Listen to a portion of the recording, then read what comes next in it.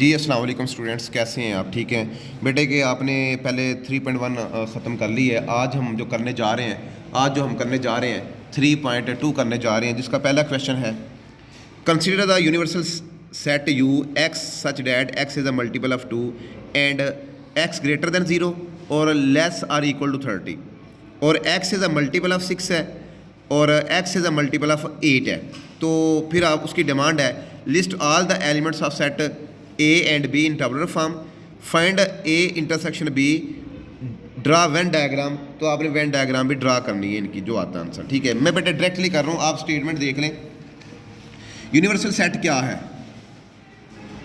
देखिए, मैं सबसे पहले इसको लिखता हूँ, टेबुलर फॉर्म में लिखता हूँ कि 2 उसने लिखा है x is a multiple of 2 है, ग्रेटर दैन 0 है, यानी कि ये आ जाएगा 2 4 6 8 अप टू 30 तक आ जाएगा यूनिवर्सल सेट। ये आ गया यूनिवर्सल सेट। फिर कहते हैं ए क्या है, A X is a multiple of 6 का मल्टीपल है। ठीक है, कैसे बेटा, 6 1 6, 12 है, 18 है और ये 24 है और 6 5 30, ये हमारे पास आ गया, यानी कि ए आ गया। फिर उसका है फर्स्ट पार्ट, ये मैं कर रहा हूँ फर्स्ट पार्ट। फिर उसने कहा बी क्या है, बी लिखना है। बी क्या है, बी की स्टेटमेंट देख लें। X is a multiple of 8 का मल्टीपल 30 तक हम लिखना है। 8 1 8 है, 8 2 16 है, 8 3 24 है और ये यही आएगा। अगर 8 4 करेंगे तो ये बन जाएगा 32। तो हमारे पास जो बी है ये हमने लिस्टेड कर दी है टेबुलर फॉर्म में। आगे सेकंड पार्ट है, सेकंड पार्ट में क्या कह रहा है, कहता है फाइंड कर दो ए इंटरसेक्शन बी, ये आपने फाइंड करना है। तो बेटे देख लें, ए इंटरसेक्शन बी, पहले ए है, ए की वैल्यू लिख लें, 6 है, 12 है, 18 है, 24 है, 30 है और इंटरसेक्शन बी की वैल्यू है 8 है, 16 है, 24 है। ये आगे बेटे अब ज़रा गौर करें, कॉमन दोनों में क्या है, कॉमन देख लें, 24 कॉमन है, बस ये मेरे पास इंटरसेक्शन आ गया, ये मेरे पास इसका इंटरसेक्शन आ गया।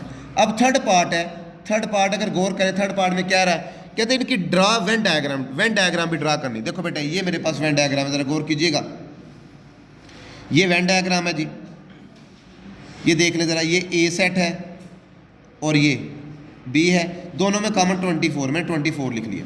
जो बाकी रह गए बी के 24 तो आपने लिख लिया, दोनों का कॉमन है। ठीक है, अब बी का ये बी सेट है और ये ए सेट मैंने कह दिया।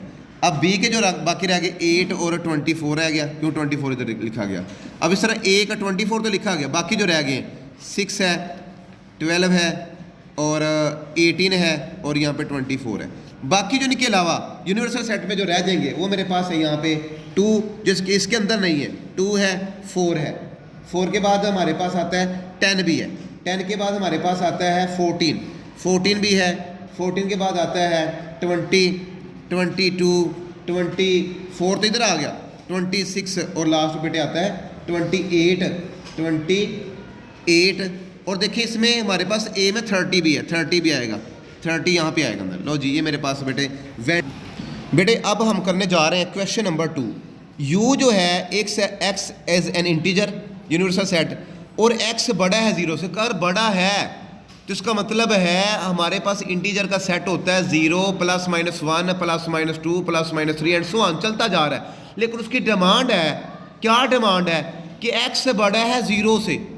अगर x बड़ा है 0 से तो माइनस वाले ख़त्म हो जाएंगे, तो फिर हमारे पास यूनिवर्सल सेट जो रह जाएगा वो क्या आएगा, u इज इक्वल टू 0 नहीं है, 1 2 3 अप टू 150, यहाँ तक। नेगेटिव नहीं लिखे इंटीजर में, क्योंकि उसकी 0 से बड़े नंबर लिख रहे हैं। आगे कहते हैं जी क्या होएगा, लिस्ट कर रहा हूं मैं, पहला पार्ट करने लगा अभी। पहला पार्ट जी क्या होएगा, स्टेटमेंट देखें, x is equal 2m for integer, m equal है 0 के या बड़ा है और लेस है 12 के या इक्वल है। बेटा देखो मेरे पास फार्मूला है, मैं यहाँ पे लिखूंगा x raise to power 2m। अगर मैं m की जगह पे रखता हूँ 0 तो ये 1 आता है, ठीक है 1 आ गया। अगर m की जगह पे रखता हूँ मैं 1 तो ये 2 आ गया। फिर मेरे पास ये अगर मैं रखता हूँ 3 अगर 3 रखता हूँ तो 8 आ गया, अगर 4 रखता हूँ 16 आ गया, अगर 5 रखता हूँ 32 आ गया, अगर यहाँ पे m की जगह पे मैं रखता हूँ 6 रखता हूँ 64 आ गया, अगर 7 रखता हूँ तो 128 आ गया। आगे मैंने क्यों नहीं रखा? क्योंकि उसकी डिमांड 150 से लेस होना चाहिए। अगर मैं 2 की पावर 8 रख दूँ तो 256 बन जाएगा, 256 बन जाएगा, इसलिए हमने 128 पे स्टॉप कर दिया। ये आगे है एज क्या है? एज स्क्वायर है, एक्स इज स्क्वायर, 1 का स्क्वायर 1 ही है, 2 का स्क्वायर 4 है, 3 का स्क्वायर 9 है, और फिर 16 है, 4 का 5 का 25 है, 6 का 36 है, 7 का 49 है, और ये उसके बाद 64 है, फिर 81 है, फिर 100 है। ठीक है जी, फिर मैं इधर लेके जा रहा हूँ बेटा, ये रफ वर्क में मैंने किया था। ठीक है, 100 121 है और 144 है, 12 रखे तो आगे क्यों नहीं किया? 150 तक बेटे रेंज है हमारी। आगे जी, ये पहला पार्ट हो गया। अब सेकंड पार्ट उसने कहा है कि तो फाइंड कर दो जी यूनियन एच। ये फाइंड करना, जी यूनियन एच फाइंड करना वेरी इजी। जी यूनियन एच, जी क्या है? जी की वैल्यू है हमारे पास, अभी हमने की है 1 2 8 16 32 64 128 यूनियन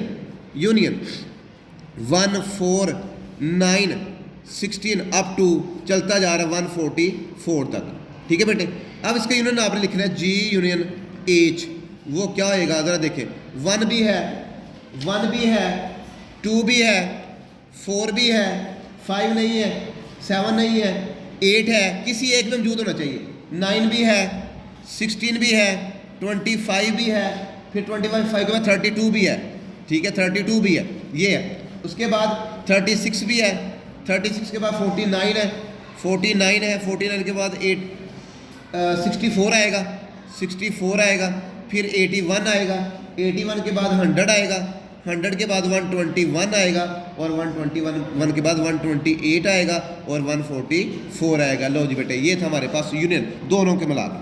आगे थर्ड पार्ट है, कहते हैं दोनों के इंटरसेक्शन फाइंड कर दो। जी इंटरसेक्शन एच, ये फाइंड करना वेरी इजी बेटे। जी इंटरसेक्शन एच, जी है मेरे पास बेटे 1 2 8 16 32 64 128, इंटरसेक्शन ये 1 4 9 अप टू चलता जा रहा है 144 तक। देखिए बेटे, जो दो इंटरसेक्शन वो होता है जो दोनों में कॉमन है, इंटरसेक्शन वो होता है जो दोनों में कॉमन है, इंटरसेक्शन वो होता है जो दोनों में कॉमन है। बेटे जरा गौर करें, दोनों में कॉमन क्या क्या है? हमारे पास है कॉमन 1 भी कॉमन है, 1 भी कॉमन है, 1 के बाद 4 भी है, 4 के बाद 16 भी है, और 16 के बाद 64 भी दोनों में बेटे कॉमन है। ठीक है, ये था मेरे पास क्वेश्चन नंबर 2।